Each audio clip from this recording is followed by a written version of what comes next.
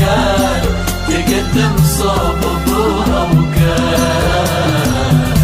يا عم جيتك لحد بيتك ليد بنتك انا تقدم على المله بشرع الله ونص الدين بتمامي مرادي غلط وادي طلبتك قولها لي تم فقير الحال فقير المال غني المبتغى للهم